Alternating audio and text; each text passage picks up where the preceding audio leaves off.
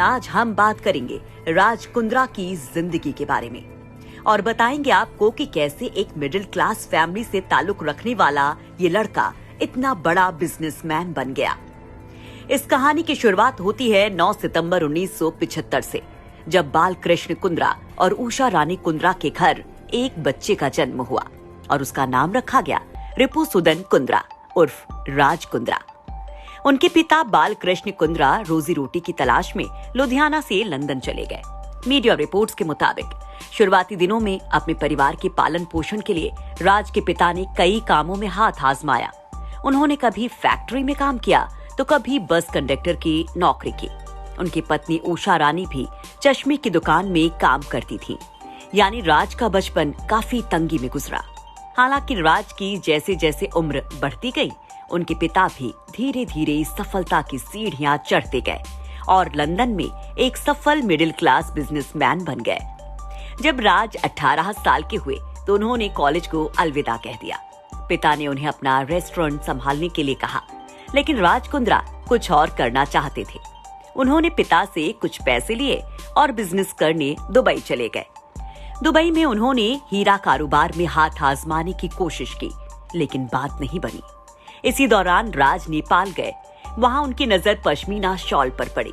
नेपाल में इस शॉल की कीमत काफी कम थी, तो राज को एक बिजनेस आइडिया आया। उन्होंने नेपाल से कई शॉल खरीदे और लंदन वापस आ गए। यहाँ उन्होंने कुछ ब्रांडेड स्टोर से टाई अप किया और ये शॉल लंदन में बेचने शुरू कर दिए। फिर क्या था, राज का बिजनेस चल निकला और कुंद्रा का टर्नओवर लगभग 20 मिलियन यूरो हो गया। राज के पास अब बाकी बिजनेस में हाथ आजमाने के लिए पर्याप्त पैसा था। उन्होंने हीरो के व्यापार में हाथ आजमाया और कामयाब रहे। रूस, यूक्रेन और यूएई जैसे देशों में व्यापारिक संभावनाएं देखते हुए राज ने खनन और रियल एस्टेट के क्षेत्र में भी हाथ आजमाया। बहुत कम लोग ये जानते होंगे कि साल 2004 में सक्सेस पत्रिका ने राज को ब्रिटेन के सबसे अमीर एशियाई मूल के लोगों की सूची में 198वें नंबर पर रखा था। उस वक्त राज की उम्र सिर्फ 29 साल थी और उस वक्त वो इस सूची में शामिल होने वाले सबसे युवा व्यक्ति थे। राज की पहली शादी 2005 में कविता से हुई। इन दोनों की एक बेटी भी हुई, लेकिन 2007 में राज और कविता का तलाक हो गया। फिर साल 2007 में शिल्पा शेट्टी ने बिग ब्रदर शो में शिरकत की और इंग्लैंड में खूब लोकप्रियता बटोरी और इस शो की विनर भी रही। इसी दौरान राज का दिल शिल्पा शेट्टी पर आ गया, जिसके बाद राज ने शिल्पा शेट्टी के नाम से एक परफ्यूम ब्रांड लॉन्च किया जो काफी हिट भी रहा। और इसी दौरान शिल्पा और राज एक दूसरे के करीब आ गए। इंडियन मीडिया की नजर में राज कुंद्रा तब आए जब साल 2009 में उनकी शादी शिल्पा शेट्टी से हुई। उसी साल राज ने आईपीएल टीम राजस्थान रॉयल्स में 11.7% की हिस्सेदारी खरीद ली।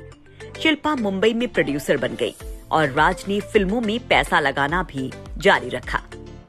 साल 2013 में राज पर आईपीएल में स्पॉट फिक्सिंग और सट्टे के आरोप लगे, जिसके बाद कुंद्रा और मैयप्पन को सस्पेंड कर उनकी टीम पर बैन लगा दिया गया।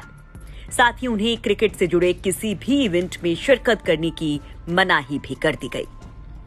बिजनेस की बात करें तो राज ने ओटीटी और lottery software solutions company Vian industries, Bharat में एफ&बी बेस्टियन रेस्टोरेंट का संचालन करने वाली company Bastian hospitality private limited, protein and energy drink कारोबार में लगी एक्वा एनर्जी बेवरेज एलएलपी और सोशल लाइव स्ट्रीमिंग ऐप का संचालन करने वाली company GL stream India private limited में निवेश किया।